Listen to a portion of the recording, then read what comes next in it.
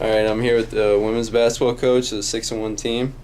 The first question is going 2-1 last week. How do you feel your team performed? I think we performed very well. We hosted our own tournament, and it was a tough squad in the tournament field. We had a former NAI tournament team in Iowa Wesleyan. We had Calvin College from obviously the west side of the state that's ranked 5th in Division III, 5th in the nation. And then in NCAA Division III, and then Marygrove was established in the program and fought hard, and then us. And obviously I'd like to be 3-0, and because that meant we would have won our own tournament. But to finish right now at 2-1 on the week with 3 games in the week, I'm happy with where we are. Obviously, wishing that it could have been 3-0. All right, for last week, can you name some key players? I think it's nice that we got Nikki Hughes kind of back and flowing into our system. With her, being extended a week into the volleyball program, they made their conference tournament for the first time. It took her a little bit to just get her basketball feet under her, so she's played well. Tuesday was a great win for us with Adrian College. Mika Nicholson's stepped up and hit some huge shots in that game. Amanda Duke has been playing tough. She was sick for the tournament, and so we struggled a little bit without her. And then I just think a lot of people. Obviously, I think Raina Chambers and Nikki Hughes ended up being all tournament for us in the Thanksgiving Classic.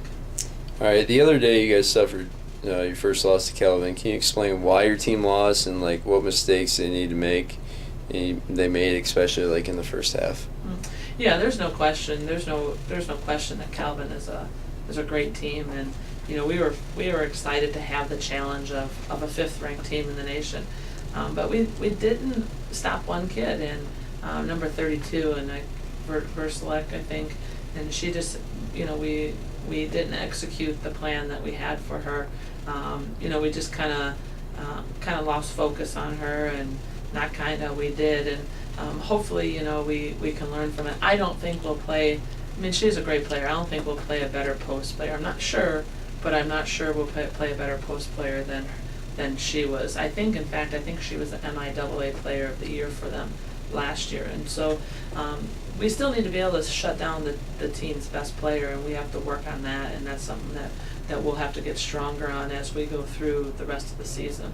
But I'd hoped it would have been a close game and we would have had a chance there at the end, and it just wasn't the case. Even though you guys did suffer your first loss, the team is now 6-1. What are you most impressed about your team right now? I think our team is, I think they compete. They don't get razzled, and part of that is their cohesiveness. They really are a team. They play well together. They look for each other on the court. There doesn't seem to be, it's just one unit, and there doesn't seem to be too many people that are just splintered off, and they're staying together and supporting one another, and I think they actually get along, and all of them get along and enjoy being around each other, and to be 6-1 at this point is great. It's 7 games, but we also turn around and we play the 4th ranked team in the nation tomorrow with Concordia, and we have to go up there and travel there. So hopefully in the 3 days we've learned something to compete with a national tournament team. All right, finally, going in this week, you guys do play Concordia. What does your team need to do to beat this 8-0 team to go 1-0 in the conference? We really have to tighten up our defense. We have the capabilities. Concordia has quite a few different players that can score. They have a Division I transfer, they have a Division II transfer, but if we can tighten up our defense and keep them in front of us and really handle their pressure, I think we'll have a chance to be in the basketball game. And like I said, I don't think our team really gets flustered. They might get a little frustrated, but it's not like that they just shut down or quit. And so as long as we keep battling and fighting, it could be an interesting game tomorrow night. All right, that will conclude our interview. Thank you. Thank you.